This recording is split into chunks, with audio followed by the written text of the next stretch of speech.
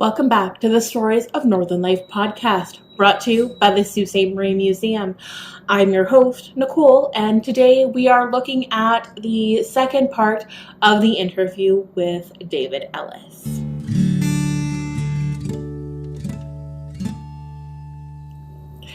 So as I said, we are going to be looking at the second part of the interview that I did with David Ellis. If you haven't already done so, make sure to go check out the first episode. Otherwise, you might find yourself a little off as we picked up just where we left off. So let's get into the episode.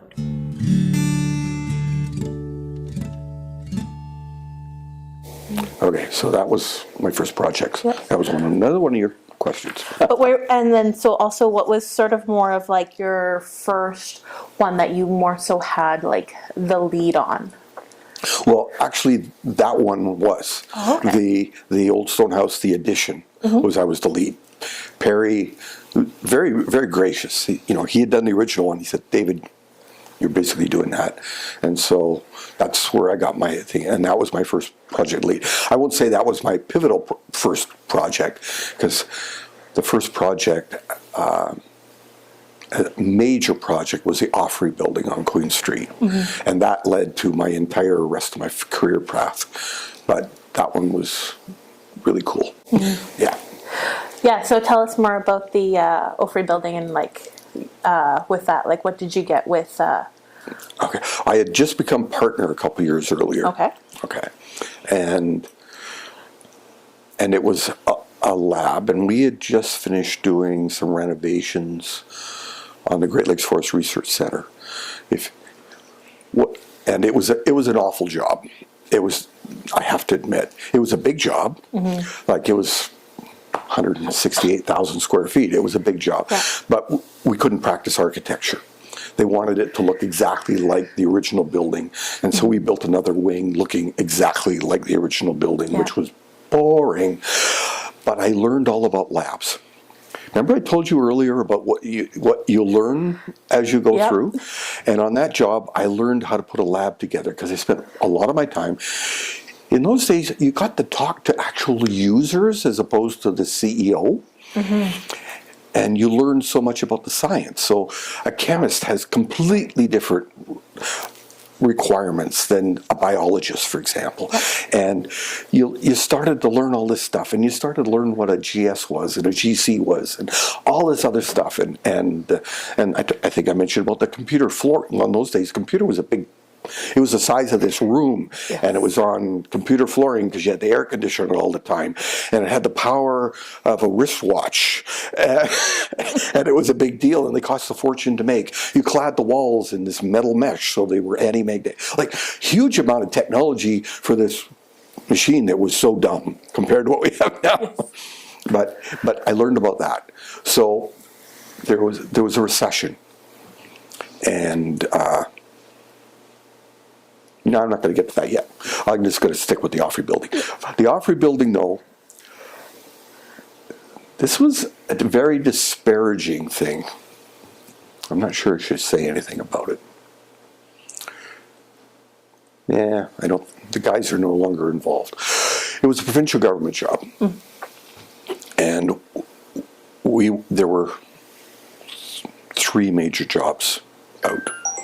One was the Roberta Bondar. One was the airport addition. And one was this new science building they were going to move up from Maple, Ontario, which at the time was known as OTIFB, the Ontario Tree Improvement and Forest Biomass Institute. And we ended up getting the lab job because it kind of made sense. We just finished coming off of that other lab job. But we got to do it ourselves. The Roberta Bondar was, remember I told you about Marie Dick? Well, it was designed in Toronto, and the local firm kind of looked after construction. And so they got to use it on their portfolio, and it did wonderful things for them. And then the other one was the airport, and that was Burgoyne got that job. But it was small enough, again, that they got to do it themselves. So all three of those firms, we all gained from it in stature or whatever you want. So that was really good. But I still remember when we opened it in 1990. I think I started I got to give a speech for the first time, and I started the speech was, well, this is a very energy efficient building, so much so that the name changed from the Ontario Tree and Forest Biomass Institute to the Ontario Forest Research Centre. Look at what we did!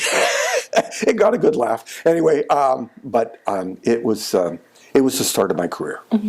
I'm not going to tell you the story about the disparaging part. It came from the provincial government, not from anyone else. But that's how I got the job by myself. I better tell you I got to tell you anyway. On the plane down to Toronto after we got the job, I'm sitting there with the project manager, who name I will not mention. And he said, David, you got the job, but you're fired if Perry Short's involved.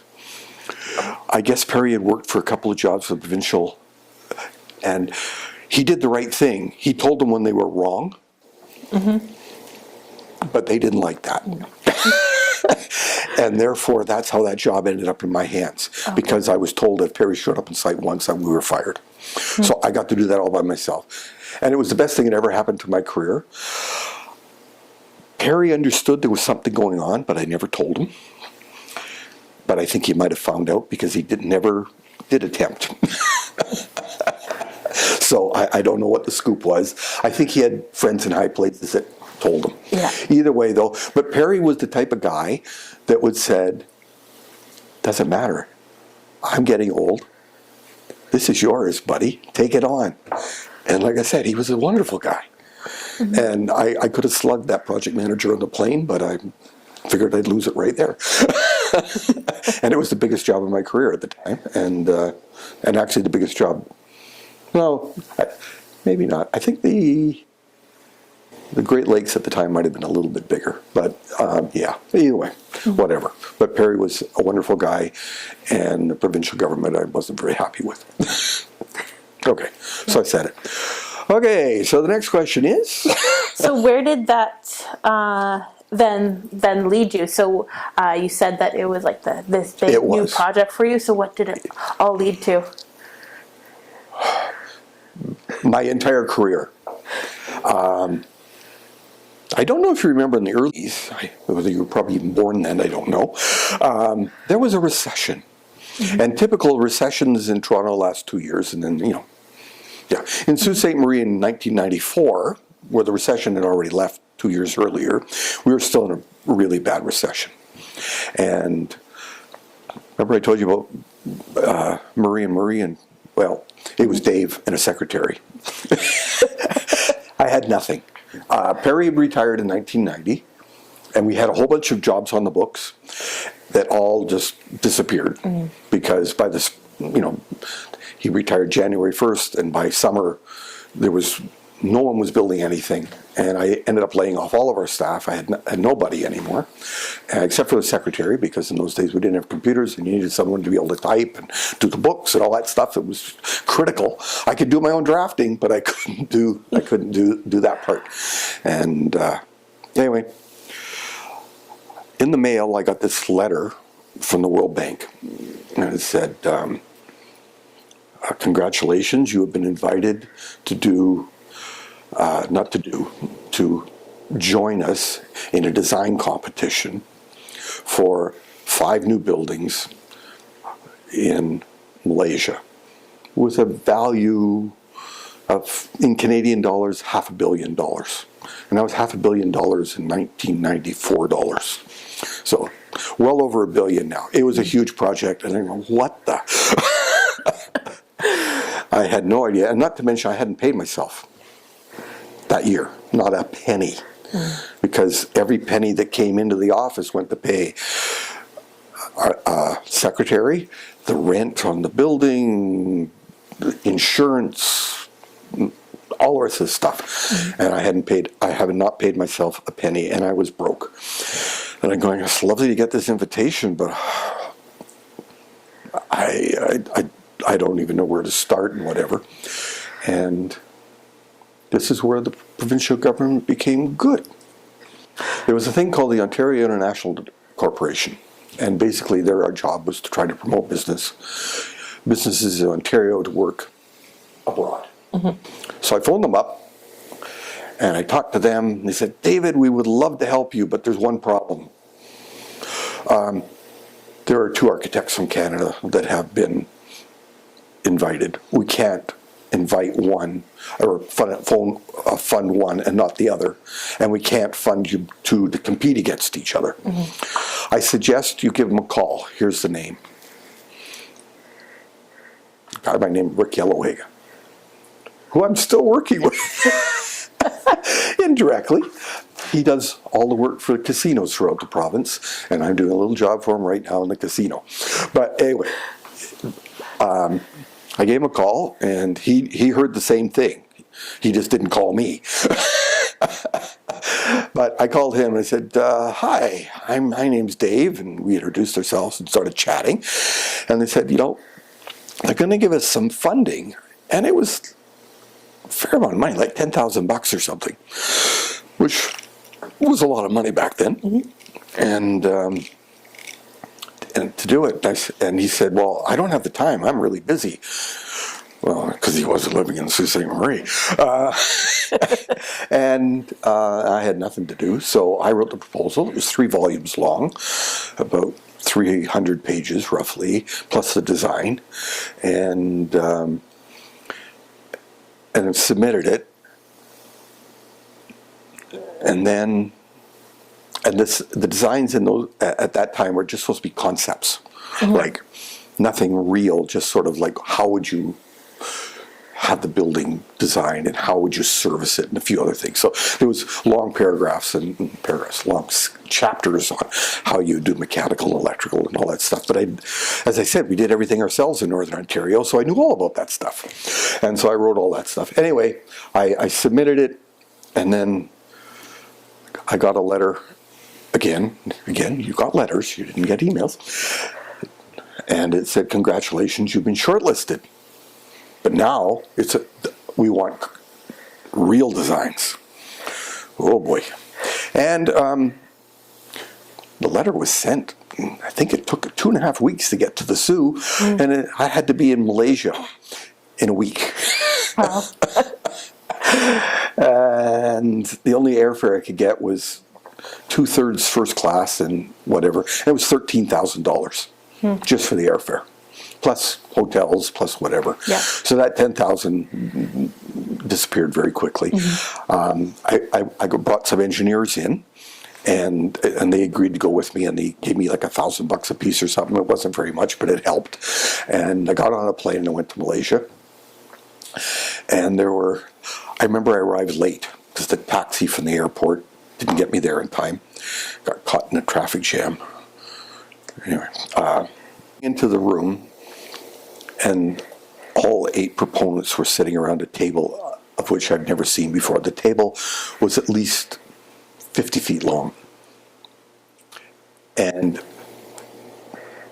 Dr. T, or we called him Mr. T, at the end, he was the head scientist there, and then all these people around the table, there were a lot of people from his department and stuff. They sort of filled the first half on both sides, and then the proponents around the back. And he's introduced me, okay, this is so-and-so from SOM. And I went, oh my God. And my heart sunk. SOM is the biggest firm in the world, out of New York City. And this is so-and-so from the Clyde Design Partnership, which is the biggest firm in Scotland. Actually, that guy and I became good friends, and because we were the 2 little guys, even though he was the biggest firm in Scotland. And then here's something Daily, I can't remember their name. They're the biggest firm in Chicago. And then there's the biggest firm in, I don't know where else, but anyway, I'm so out of my league. Absolutely out of my league. And I just spent all that money, and I'm never going to get it back. Anyway, I had a delightful week, though. The people working for them were really nice, and they sort of assigned one person to each one of the people to orient them and take them around. And we went around to all 5 sites. So we were going to Malacca and Kuching and all these exotic places because they're going to put out the one there. And then, of course, the main lab was in Kuala Lumpur, KL, or Kirkland Lake, depending if you're Canadian. And the whole reason for this is we were being judged. Of course, they wanted to see the designs, but they wanted to see us as people. Mm-hmm. Okay, and anyway, so came back, worked on the designs with Rick, and we both worked on that. At this time, I'm not even sure I'd actually met him in real life. I can't remember. I don't know if I went over for the first time after we got the job or during that time. Doesn't really matter. But we were on the phone daily. And I remember, this is where I'm going to start crying again.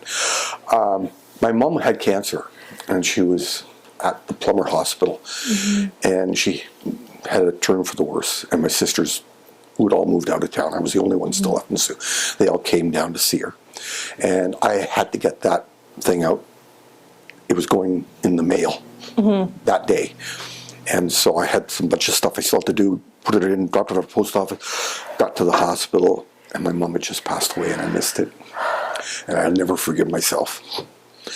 But as my sisters and my dad said, that is because that was meant to be. Mm-hmm. Anyway, we got the job. And I was told later why we got the job.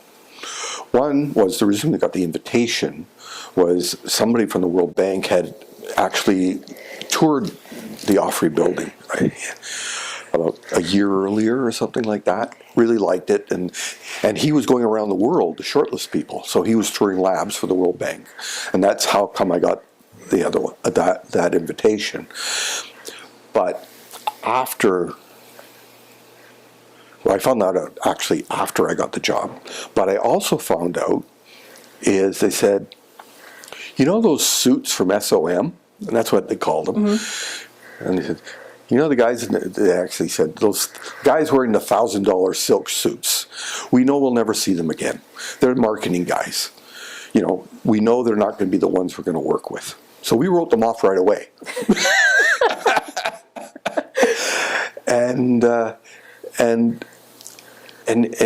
We knew you would be the one that would actually be working on this project, because all the big firms, they all had departments. Like I said, how you only have like one job, whatever, in these big firms, and they kind of knew that. And part of the reason was the fact of that. They also liked the design, but there were the reasons I thought I was the underdog. I really wasn't, but I didn't know that at the time. Mm-hmm. So I just thought you should know that. But you said, how did that develop my career? Well, right after that, I ended up doing the lab for Ellis issue, and I won Lab of the Year in the United States, the first Canadian, actually the only Canadian ever to win that award. I did the University of Wisconsin Science Building. I did Northwestern. I did a bunch of other stuff. And so we did that, and I was still traveling stupid because I was going down to the States all the time. So I made 56 trips to Malaysia. Oh. At 2 weeks each. So that's over 2 years on the ground there. It was crazy. But while I was there, I was asked to be the keynote speaker to the Commonwealth Chemistry Congress, or whatever, the Commonwealth Scientific Congress. Yep. First time an architect had been the keynote speaker, which I thought was kind of cool. And it was being held in Borneo. That was even cooler. And and then after winning the thing in the States, I was keynote speaker to the American Scientific Conference and to a bunch of other things. So I got all these things. Anyway, all of a sudden I was nobody, and then next thing I know, I get a phone call one day, and we're thinking about doing some renovations to the hospitals. Can you do something to bring the two together? Because they're two separate ones with the doctor's building in the middle, and we need help. Anyway, and they actually listened, because we said, "This is ridiculous." We designed all these tunnels and links and all this other stuff, and going, but the inefficiencies were crazy. But the real killer was the fact that you couldn't put the hospital out of business and build it. So everything had to be staged, and then everything. And we've worked out it was going to take 11 years. Wow. Because you'd have to do one department and then move that department first, then build that one department, move them back there, then move another one over here. And it was just ridiculous. And so the Greenfield site was the answer. In other words, we build a new building. We can build it when it's ready and finished. You move, and it works. They chose the wrong site, in my opinion. It should have been right across the street from Sioux College, where they had nursing program and hospitality, and they had a piece of property there too that was big enough. And we won't go along that road, but that ended up getting the job to do the hospital. And again, it was a really big job. I called up my buddy Rick. They had just finished doing a hospital, so I did 17 departments, and then his firm, they did the actual bedrooms. Okay. And the most difficult part, the operatories. And then another guy in the firm, he did admin building, admin and stuff like that. So we kind of split it amongst three of us for most of it. And so it led to that. Anyway, it was really good. But life got in the way. Too much travel. Didn't see my kids. I ended up retiring in 2005, I thought. Yeah, I retired and found out didn't matter what you did before, because I thought I could just do some design of houses and stuff and just keep busy. And no, because you still needed your insurance, you still needed this, you still needed that. By the time the thing, you'd have to do 2 or 3 houses just to pay the overheads. And so I got back into business again by myself, and we've grown again, and now whatever. And I'm still working, even though I'd retired in 2005. Yeah. Okay, that's how that job led to where I am now. All right, so what do you think is your most famous project? I think I had to think about that. Even like famous could be like one could be like the most well known, or one could also be like one like maybe the most awards or accolades. Okay, yeah. My most favorite project was not Offrey. It was my house at Pointe du Chien. Okay. I told you about my problems with my legs, and yes, initially life was quite okay. But just as I was about to retire, I fell down a set of stairs and broke my nose once. First time. I ended up doing it again. And the leg just suddenly gave out and whatever. And that was about the time, well, it was actually several years before that, but I actually fell down the stairs. But there was one leg was bothering me a lot, and so I designed it to be accessible. Okay, so it was all one floor, very few walls. The doors were like this wide, but very modern. Like if you walked into it, you just think it was just modern, but it was actually an accessible house. And unfortunately, I don't live there anymore, but I loved that house. And that was my favorite project. I think I designed it actually on the plane to Malaysia. I still have the napkin I designed it on. That might be one of the artifacts that you're going to ask me about. Yeah. Offrey, as far as my career goes, I'm going to say that building. I really enjoyed designing it. I do have some regrets that I never got to bring it up to modern standards. Unfortunately, like we got the job in 1987, and so labs in those days were called wet science. Yeah. Okay, and right after that, it went into analytical science, which was a completely different ball game. And for example, Malaysia was the first really big job I did with analytical science as opposed to wet science. I wanted to bring the Sioux lab up to 20th century or 21st century standards, and never got to. So that's my biggest disappointment. But my biggest, for my career, that was it. Yeah. What was one project you had really hoped to design? That's one I didn't answer. I was looking at my notes. I'm not really sure. There's the trouble about we get our work, we write proposals. So you think about that job while writing the proposal, because part of the questions they ask you is how would you go about designing it and for what reasons and how it would be cited, and you go through the entire design process in your head and then you try to write it in a page, because that portion's only a page, because they try to limit you to the number of pages, which is actually harder. It can only be 18 pages long. No. Because you've got to describe the people and all the rest of the stuff. So anyway, and so you become emotionally attached to these projects. You're going, oh, this would be really cool. I would love to do that. So I'm not sure I'm going to say a lot of projects I would have loved to have designed. I'm not going to say one that I would have liked to. What was one you were really hoping was going to be built? Oh, you're not going to like this answer.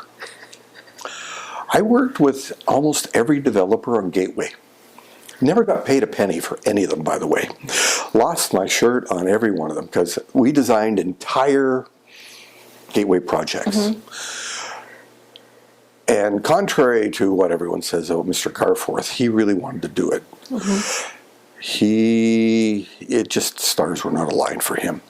It's not that he didn't try, but the one that I did for him, it was really interesting. And then, I hate to say it, interesting for the sense of his passion that he actually had for it. But then I got hired by the city to do a homegrown one. Okay, so basically, forget about the developers, let's the city pay for it and build it. That one, architecturally, is one I would have really liked to have done, and it never happened. But none of the Gateway projects ever happened. Okay. Yeah. Oh, and I do take it back. I did get paid to do the concepts for the city, just none of the ones for the developers. So the Gateway being the one On the waterfront. Yes, that was over sort of more closer to the casino. Yes. Okay. Yeah. Yeah, across the street from the casino. Yeah, that one. Yeah, I've worked on. Well, I sent you some stuff. Yes. Did you get them? Yeah. It showed a couple. I didn't show you all of them. Actually, one of the developers ended up going to jail. Oh. Yeah. It wasn't Garforth, no. Yeah. Yeah. This guy we knew was shady right from the beginning. We should have known better. But on the other hand, you don't give up a project when offered to do it, because they, if we get this job, you guys have the job. Yeah. Okay. And we're talking huge job, right? So you do it for free because you're going to get paid, except after 4 or 5 times, you kind of know better. So anyway. Yeah, that one was one we all kind of thought would have been really cool. It would have been really cool, and still nothing has been done with it. It's terrible. All I can say is I like Garforth only because he got screwed, and he really had passion for it. In fact, I've still kept in touch with him and doing some stuff. But the one I did for the city is the one I would actually wanted to build. It was going to be the most fun architecturally. Yeah. So what is your what is your architectural style? Like, do you have sort of like a specific style? I'm going to say a modernist. Okay. But there's no particular style, because I go through. I evolve. Like, there was a while I was doing sort of contrasting materials and staggering stuff, and in fact my old firm tried to copy it after I left even. But the minute they started doing that, I had to leave that and move into something different.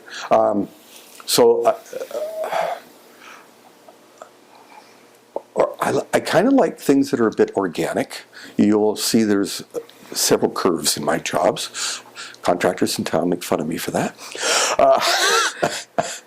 But I have to commend, there's some good contractors in town that can actually build it, and that part is good.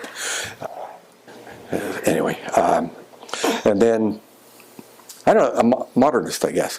I am not fond of doing pastiche, which is sort of,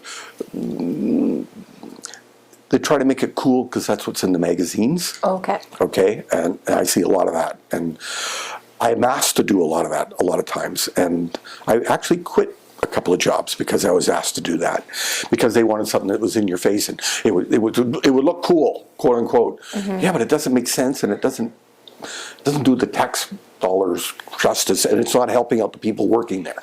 Like, it has to be functional. It has to be energy efficient. It has to, like, I like clients that think that way. And then there's some people in town that just want it. We want it to look cool. Well, that doesn't do that for me. And like I said, the funny thing is, when you get older, you don't care anymore. And I just walk off the project. And I'll let someone else do it. Because if you don't do it now, you're never gonna. Yep. Yeah. And then the next one is, what is your favorite and least favorite architectural style? So this could be any architectural style throughout history. Okay, my favorite would be the Bauhaus years, the sort of the cusp of the modernist movement. You know, the very, very simple, very, you know, and technology-wise, what they had to work with, like, they invented corner windows because there always used to be a piece of wall there because to hold up the corner of the building, but no, they devised ways around it. You know, they simplified things. They got rid of the ornamentation, and there's nothing wrong with ornamentation if you like ornamentation. Like, I went to see Notre Dame on Christmas Eve, and well, Hannah probably told you about that. Yep.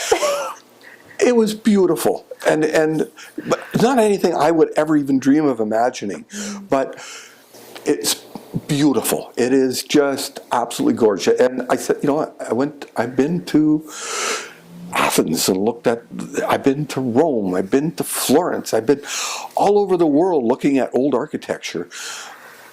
And I'm in awe. You know, some of these buildings took literally 100 years to build. You know, 3 generations of architects and builders, and, you know, the son of a son of a son of a son. Yeah, they're very sexist in those days. And I'm just astounded at them. On the other hand, you go to a Bauhaus something, or Mies van der Rohe, or some of the Finnish architects, Corbusier. No, Corbusier's not, he's Swiss, but Alvar Aalto, or, you know, these. I love it. I love that stuff. Yeah, that's my favorite. In fact, going to Finland was a real thrill.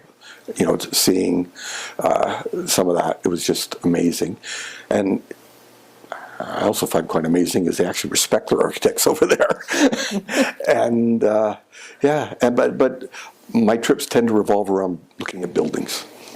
And the most memorable, and for a pure modernist and a modern was Zaha Hadid. We went to Rome, not Rome, we're talking about, I am getting old. Went to Venice for the biennial. They have a very, very famous architectural biennial. And every year they celebrate an architect. Well, she just passed away, much too young. And her work is just amazing. And that was, you know, and she's a modernist, we'll say. And her work, like, I have not, no one's replaced her yet, I'm sorry. She's fabulous, yeah. Not to mention, spent a whole lot of money on books. All right, so then least favorite. Someone trying to do a fake Tudor or something like that. Okay, I'll just leave it at that. Yeah. What are your hobbies now? But I guess, well, you're still working, but do your hobbies sort of differ from when you're younger, or have any new ones? Well, I haven't picked up a foil in years. I still have scars from Sabre, but we won't go into that.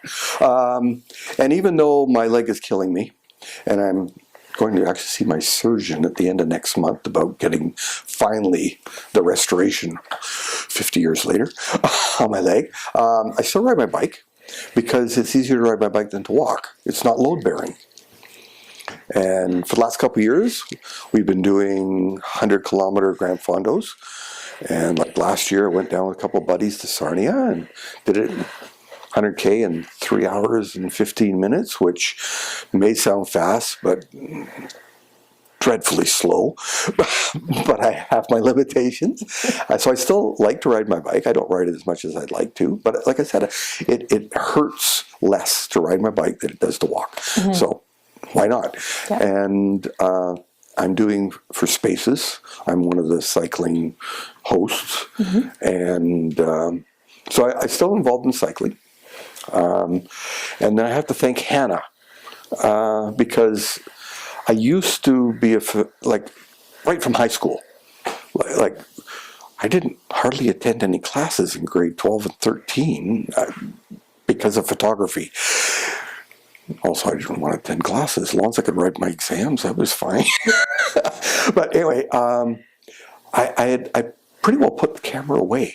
When the kids were really young, I took a lot of pictures. And then, because I use it every day to take pictures of construction sites and writing reports, and it's just boring. And I kind of lost the love for it. And I had all these old Leicas and stuff. And Hannah, she phoned me just before COVID started and said, Dad, I want to go into photography. Oh, well, I got lots of cameras. And I thought, oh, this is cool. Yeah, I can go do that. And then COVID happened, and she came home. And so she wanted to do photography, but she had never taken a formal course in it. And anyway, so I gave her all my equipment, and she started doing amazing work. And I'm really jealous because she's way better than I ever was. And so I started taking photographs for fun again. And it's so fun talking to her. Yeah. Okay. All right. So I guess we have final questions. If in 100 years the museum was ever to feature an exhibit on you, what would the title of the exhibit be? Maybe the tagline. And then what 3 artifacts would best represent you? I thought of 2 of them really quickly. One is the napkin, and I didn't bring that today because it's at a hallowed place at home. The other one would be one of these. This is the Ontario Forest Research Centre. It's a cutout. You can make your own. I'll leave that with you. Nice. I made that for the grand opening. Oh, and cool. I had a lot of copies made. I've got a few left. But there's the building in very simplistic form. But I'm not really sure about the third. It might be a camera. It probably would be, except I don't own it. If I had my old Zenit B, which was my first SLR, which I bought in grade 9, that would have been the camera. But of course, when you don't have money, you have to sell a camera to buy a new camera. So it might be my F2. Remember I told you I worked several different jobs? Well, when I was working at Cameracraft, that summer they introduced the F2. Okay. I got the first one in Sault Ste. Marie with my name inside of it. I spent my entire summer's wages on the camera. Luckily, I had other day jobs. But anyway, yeah. It might be my old F2, which I do still have. Okay, perfect. Yeah. Did you know you can get unlimited admission to the Sault Ste. Marie Museum for a whole year for just $15? Yep, that's right, and there's more perks to that too. Go to Sault Museum, that's SAULT museum.ca, under Visit and learn more about our membership options. And if you're a business, corporate or nonprofit, we have plans for you too. Reach out to us by emailing info@saultmuseum.ca with any inquiries. Here is another quote that we have about Sault Ste. Marie. And this was written in 1844 by John Baladin, the Hudson's Bay Company factor at Sault Ste. Marie, who wrote a letter to Charles Oakes Jr., in which he described the dilapidated condition of the stone house. And here is the quote. The dwelling house is in such a state that unless considerable repairs will be made in the roof and gutters, the walls, in my opinion, fall down in very few years. Already there are various cracks from the plating down to the sills of the upper windows, and the west end wall is cracking from the plating to the ground. When it rains heavily, the water penetrates through any room in the house, excepting the west front room, and the plaster is thereby much injured. So much so indeed that in some of the upper rooms considerable portions of the stone walls are visible. 3 of the window frames have been taken out of the upper rooms and are not to be found. All of the outer window blinds are much injured. In short, there is not a room in the house which can be made habitable without incurring considerable expense. The kitchen was burnt some years ago, and since then the west bedroom in the lower flat has been used for cooking and thereby much injured. The upper floors of all the outer buildings and the house's floors are much decayed. One of the outer buildings at the end of the west store fell down last summer, and the large barn will, I think, fall down in the spring. The small stone buildings at each end of the house are in pretty good order, excepting that the panel doors have been destroyed.